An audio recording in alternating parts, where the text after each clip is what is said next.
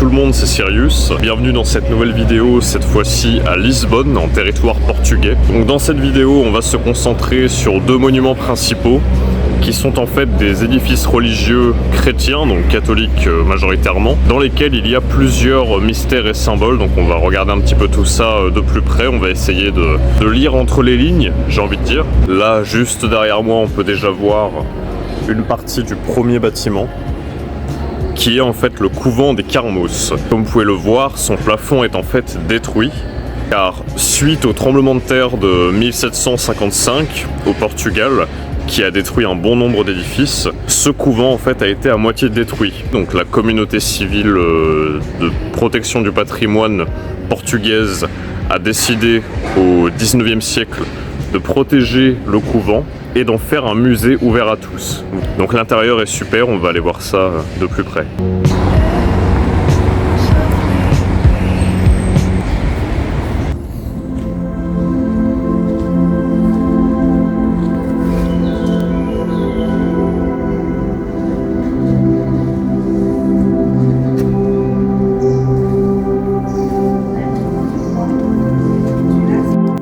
Juste là, on a une sirène qui est représentée, donc symbole de la luxure et de la tentation, du péché en général.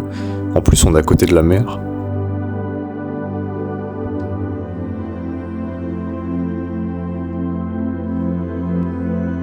Juste ici, on a une représentation de la couronne du roi Fernando, qui est en fait un roi qui a tenté d'affirmer l'indépendance du Portugal au Moyen-Âge, et qui était donc hyper important. Et ici on a la tombe de son acolyte, le connétable, donc le chef des armées, Nuno Álvares Pereira, qui en fait a aidé le roi Jean Ier à ne pas se faire absorber par la Castille, donc qui était une grande région espagnole à l'époque. Et d'ailleurs à ses pieds on voit également qu'il a un homme qui est soumis sur le sol, donc certains pensent qu'il s'agirait du symbolisme de la soumission de la Castille par rapport au Portugal, et d'autres pensent qu'il s'agirait d'un symbole de l'ego inférieur qui est laissé de côté. Voilà. Car en effet, ce chevalier était un grand mystique. Là par exemple, tout autour de sa tombe, on peut voir des dragons et des créatures étranges, qui ressemblent d'ailleurs à des scènes de la tentation, justement pour symboliser les épreuves qu'un chevalier doit affronter.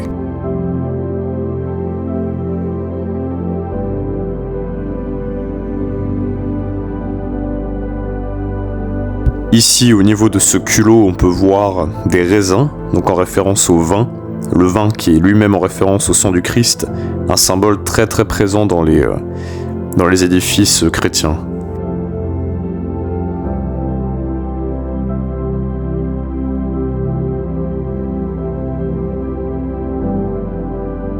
Ici, on peut constater l'épée du guerrier Nuno Álvares, qui était aussi d'ailleurs un saint canonisé, qui est placé sous lui pour montrer qu'il n'est pas mort au combat.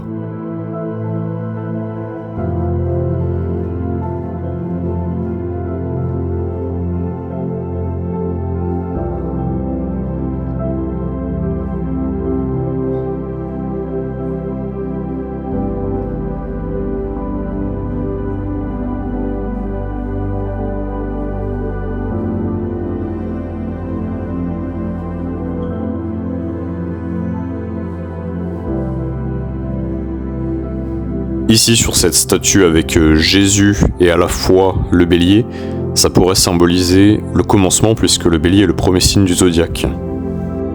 Ici, on retrouve la fameuse croix Sénestrogir. Donc là, dans ce cas-là, c'est plutôt la croix d'Extrogir puisqu'elle est orientée vers la droite. Et elle est utilisée par beaucoup de cultures dans le monde, telles que les Vikings, les bouddhistes ou même plein d'autres cultures. Et elle a un symbole assez mystérieux et controversé, pour le coup. Face à nous se tient un homme au visage feuillu. C'est très utilisé dans les bas-reliefs, mais également disons, sous toute forme architecturale dans les églises.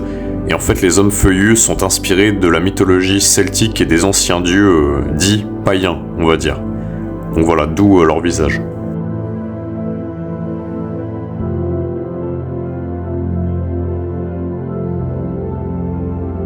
Sur la tombe du roi, on retrouve un dragon sculpté en bas-relief qui crache du feu, sous forme un petit peu artistique, avec un autre dragon en opposition au-dessus. Donc c'est assez joli à voir d'ailleurs. Là on a une représentation de la vie quotidienne du Moyen-Âge, donc sûrement un fidèle qui sort de l'église, avec des figures d'animaux en arrière-plan. Donc on peut constater une sorte de vache, ou alors peut-être un canidé, on ne sait pas trop. Et ici, nous avons pour finir un dragon, symbole des épreuves initiatiques.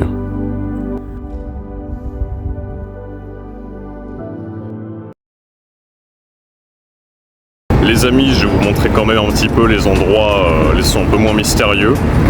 Bah oui, parce qu'on n'est pas que là pour faire des lieux mystérieux, il faut observer un petit peu le reste aussi. Détendons-nous un peu, voilà.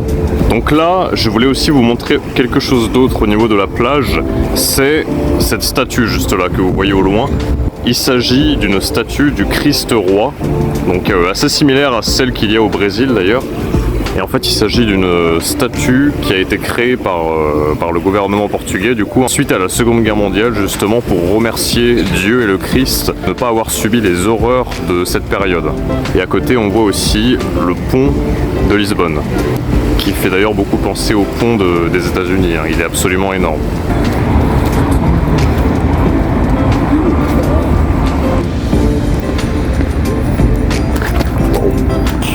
Bon allez, maintenant je vous propose qu'on se baigne un petit peu, non? Ça vous dit?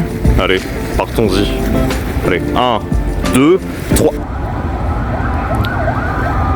Aussi j'en profite pour vous en parler, mais à côté de la statue du Christ roi, il y a aussi un autre bâtiment. C'est en fait une usine abandonnée, donc dans laquelle il y a énormément de tags, donc vous vous en doutez, c'est un petit peu un endroit pour l'urbex, et donc il est censé être là-bas. Donc je pense pas que vous voyez très bien parce que là le lieu est extrêmement loin, mais c'est vraiment le bâtiment à côté du Christ roi. Au passage, dites-moi aussi si ça vous intéresserait de faire des vidéos sur des lieux d'urbex qui sont donc légaux à visiter, parce que là par exemple cette usine elle est légale à visiter la journée mais pas la nuit. Donc dites-moi en commentaire si ça vous intéresserait de faire ce genre de vidéo aussi.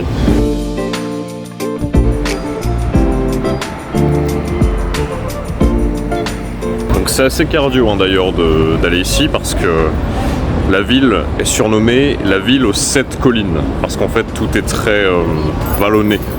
Il y a énormément de montées, énormément de descentes, voilà, ça varie tout le temps. Donc si vous voulez faire un peu de cardio ou faire une séance jambes, c'est l'endroit parfait.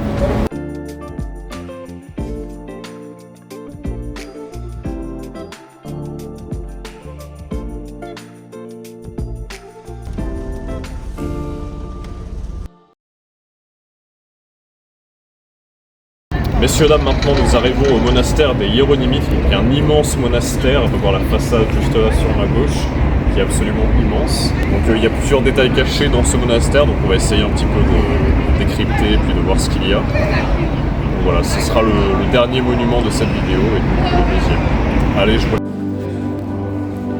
Ce fabuleux édifice qui est en fait le monastère des Hiéronymites, donc de l'ordre de Saint-Jérôme, est un magnifique bâtiment qui a été construit en 1501 précisément, et la construction s'est achevée environ à la fin de ce siècle. Donc il est absolument énorme. Et d'ailleurs pour l'anecdote, il a été construit en l'honneur de Vasco da Gama. Juste là on peut voir un dragon cracheur de feu en guise de gargouille, donc c'est pas forcément très commun d'en voir, donc je trouve ça assez sympa d'en trouver un ici.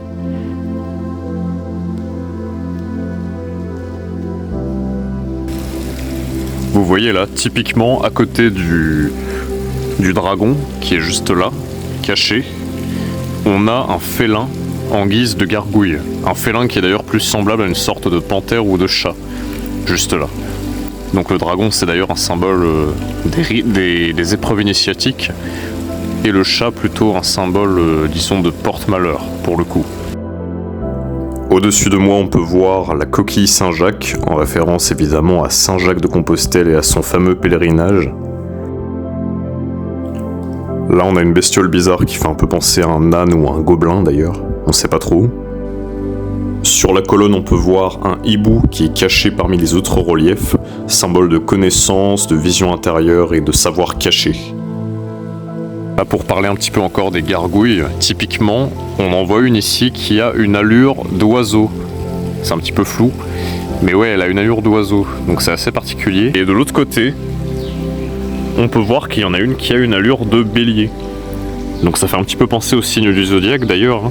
Peut-être qu'il y a d'autres signes du zodiaque qui sont représentés dans on va dire dans le cloître avec les gargouilles. Là par exemple ici on voit un homme un peu attardé. Voilà, on dirait un petit peu un homme zombifié, presque monstrueux. Et sur le reste on peut voir qu'il y a d'autres types de gargouilles, comme par exemple un lion juste là. Donc assez sympathique à regarder. Mais bon, on va regarder le reste en détail.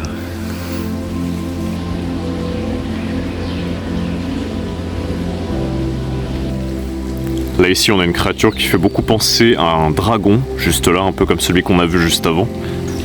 Celui-ci a plutôt un style marin au final, alors que l'autre c'était un dragon cracheur de feu, complètement différent.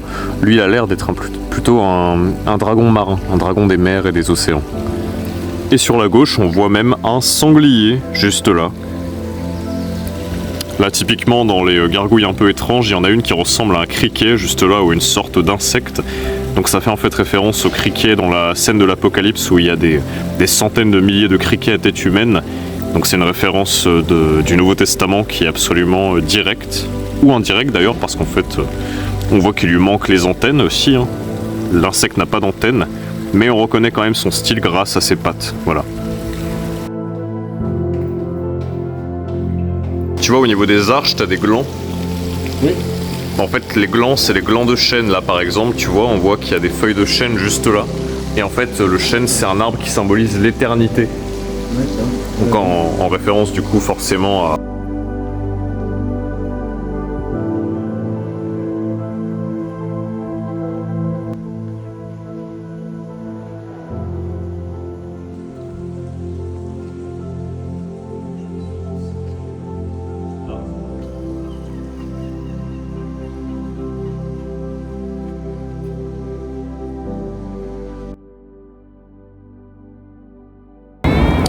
Yo les amis, j'espère que cette vidéo là vous aura plu. Donc ces deux lieux montrent réellement la richesse de détails qu'on peut retrouver dans les églises et dans les monuments en général d'ailleurs. C'est vraiment flagrant quand on rentre là-dedans, il y a beaucoup de détails à observer. J'espère que ça vous a permis d'avoir une vision plus large de comment visiter les monuments, les cathédrales, les monastères. Donc voilà, suite à ça je pense qu'il y aura sûrement une autre vidéo sur un autre lieu mystérieux à Lisbonne. Je vous laisse deviner lequel ce sera en commentaire. Voilà, donc sur ce, je vous souhaite une bonne journée ou alors une bonne fin de soirée. Je vous dis à la prochaine pour de nouvelles aventures. Allez, ciao.